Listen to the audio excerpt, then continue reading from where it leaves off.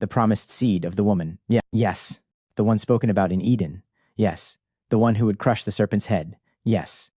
The younger friend grabbed both sides of his head, laughing in complete amazement. This is insane. The older friend laughed too. No. This is the story hidden underneath the story. The younger friend paced the room, overwhelmed.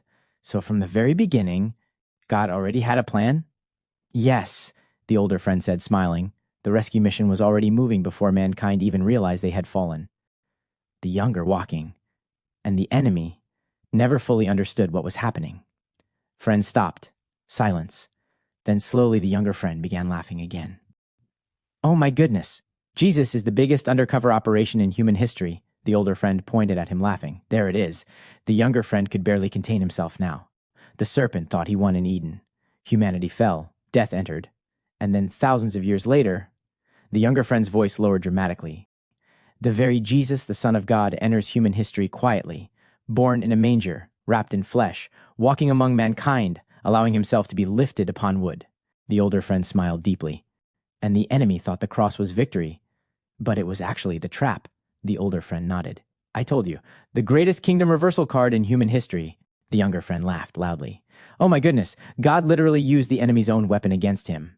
The serpent introduced death. Yes. And Jesus walked directly into death. Yes. To destroy it from the inside out. Silence. Deep silence. Then the younger friend whispered softly, the second Adam succeeded where the first Adam failed. The older friend nodded, and the tree that once represented loss became the tree that restored access. The younger friend sat back down slowly, completely overwhelmed. So the cross was never weakness. No, it was strategy. It was heaven's undercover operation. It was the rescue hidden in plain sight mission. The younger friend shook his head, smiling through tears. And the enemy never saw it coming. The older friend burst into laughter. And that, he pointed upward, is why Jesus Christ is the greatest undercover operation in human history.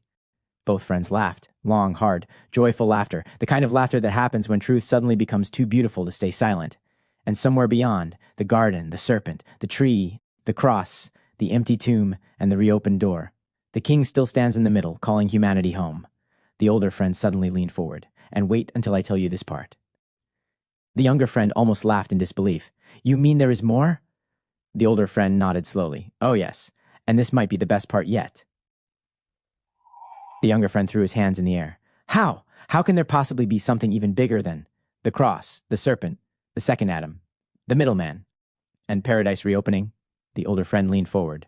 Because the story does not end at the cross. The cross was the reopening. The reopening of what? The way back to the tree of life. The younger friend froze. Wait, the older friend continued softly. Do you remember the flaming sword? The one guarding Eden and the cherubim blocking the path after Adam and Eve were expelled? Yes, the older friend whispered. The story of the Bible from that moment forward became the story of the way back. The younger friend sat speechless. You mean humanity has been trying to return home ever since Eden? Yes, and the middleman came to reopen the path. The younger friend's eyes widened. Wait, now I get it. When you said what began in Genesis stretched forward into Revelation. The older friend smiled. Now you are seeing the ending. The younger friend whispered slowly. The tree of life appears again. Yes. And paradise returns. Yes. And access is restored. Yes. The older friend opened his hands gently.